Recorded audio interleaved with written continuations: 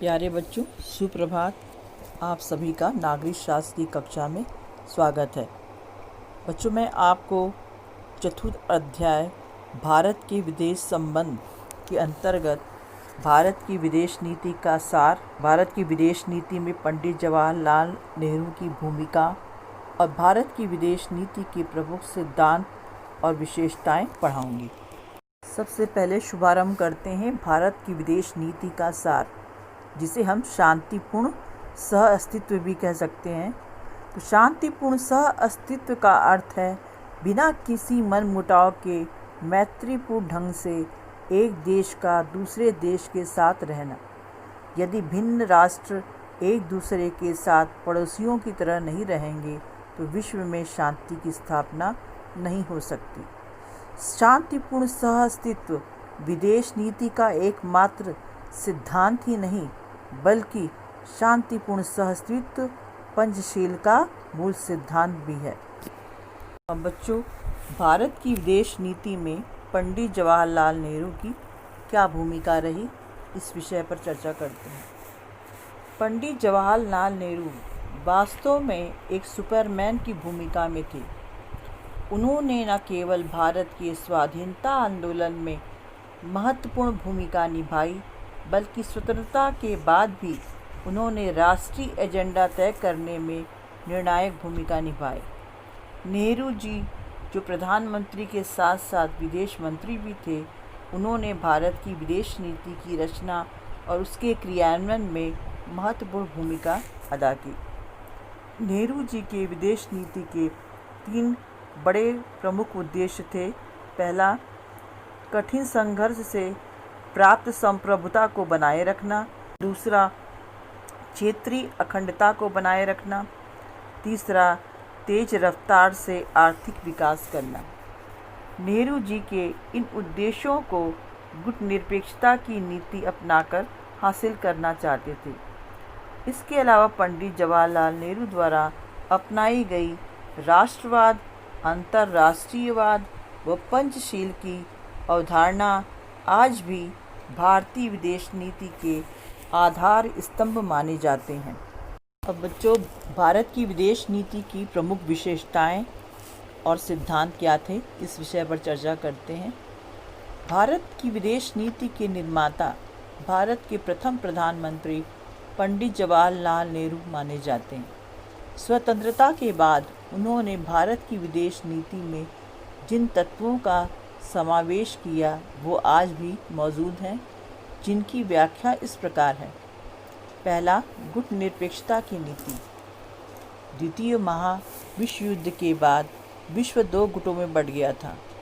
इनमें से एक पश्चिमी देशों का गुट तथा दूसरा साम्यवादी देशों का गुट। दोनों महाशक्तियों ने भारत को अपने पीछे लगाने के अनेक प्रयास किए, लेकिन भारत ने दोनों ही प्रकार के सैनिक गुटों से अलग रहने का निश्चय किया और तय किया कि वह किसी भी सैनिक गठबंधन का सदस्य नहीं बनेगा। वह स्वतंत्र विदेश नीति अपनाएगा और प्रत्येक राष्ट्रीय महत्व के प्रश्न पर स्वतंत्र एवं निष्पक्ष रूप से विचार करेगा।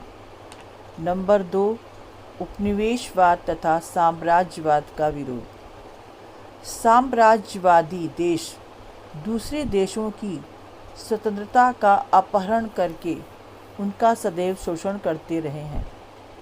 संघर्ष तथा युद्धों का सबसे बड़ा कारण साम्राज्यवाद ही है। भारत स्वयं साम्राज्यवादी शोषण का लंबे समय तक शिकार रहा है। द्वितीय विश्व युद्ध के बाद एशिया, अफ्रीका तथा लैटिन अमेरिका के अधिकांश राष्ट्र स्वतंत्र हो गए, पर साम्राज्यवाद का अभी पूर्ण विनाश नहीं हो पाया है। भारत ने एशियाई तथा अफ्रीकी देशों की स्वतंत्रता का सदैव स्वागत किया है। नंबर 3, अन्य देशों के साथ मित्रतापूर्ण संबंध। भारत विश्व के अन्य देशों से अच्छे संबंध बनाने हेतु हमेशा तैयार रहता है।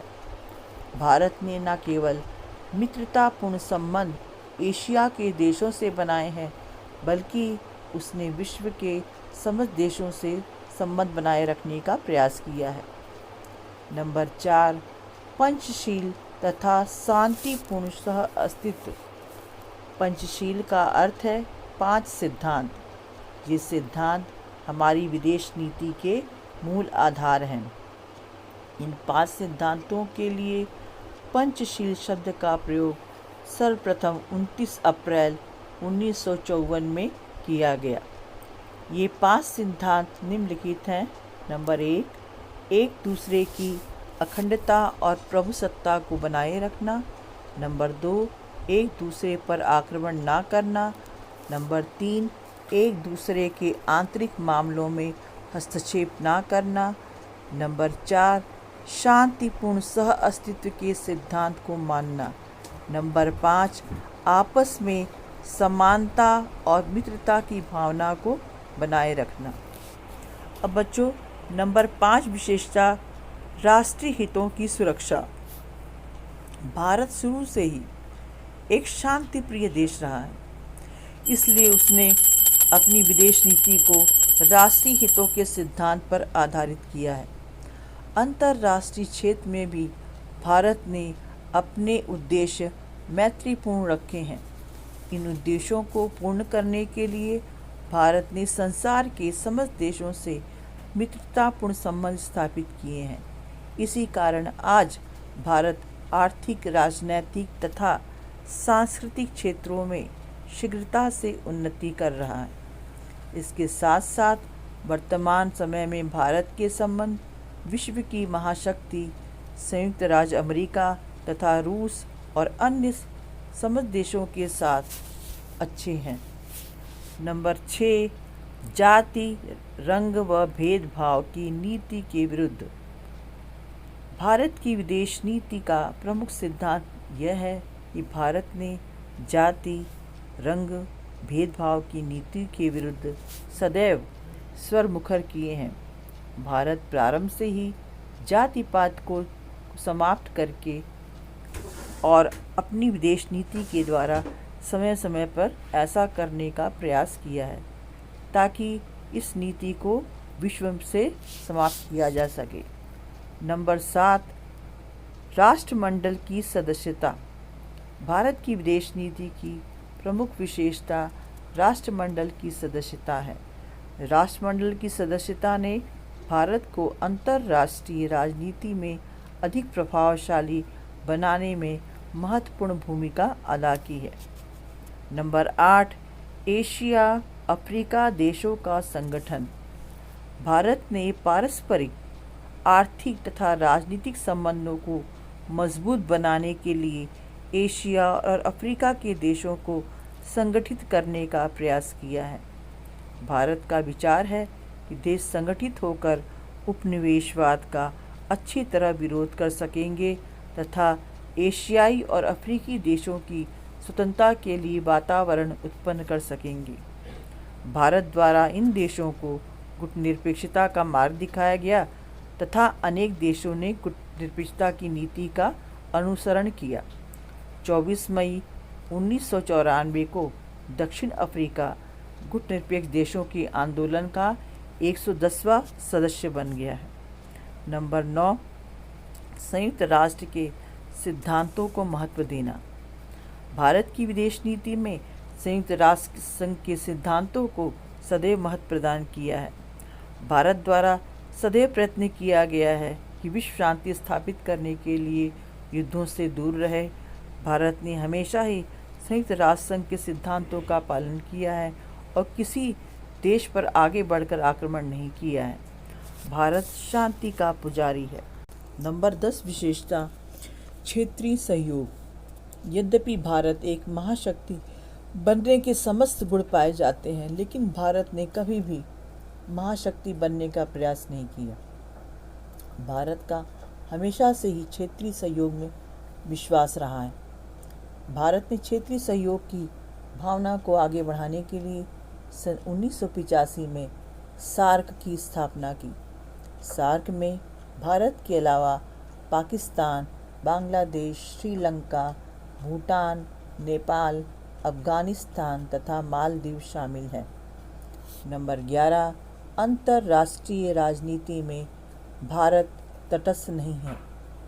यद्यपि भारत की विदेश नीति का प्रमुख आधार गुटनिरपेक्षता है, लेकिन इसका अर्थ यह नहीं कि भारत अंतर्राष्ट्रीय राजनीति से पूर्णतया अलग है। भारत किसी गुट में शामिल न होने के कारण सही को सही और गलत को गलत कहने की नीति अपनाता है। नंबर 12, नई अंतर्राष्ट्रीय अर्थव्यवस्था और वातावरण की सुरक्षा का प्रश्न। भारत विश्व में से अन्याय पर आधारित अर्थव्यवस्था समाप्त करके न्यायपूर्ण अंतर्राष्ट्रीय अर्थव्यवस्था की स्थापना करना चाहता है, ताकि विकासशील देश विकसित देशों के वित्तीय संगठनों से आर्थिक सहायता प्राप्त कर सकें। अंतर्राष्ट्रीय स्तर पर किए जाने वाले ऐसे प्रयत्नों का भारत ने सदैव समर्थन किया है, जिससे पर्यावरण की सुरक्षा की जा सके। बच्चों, घर पर सुरक्षित रहकर पढ़ें लिखें और आगे बढ़ें। धन्यवाद।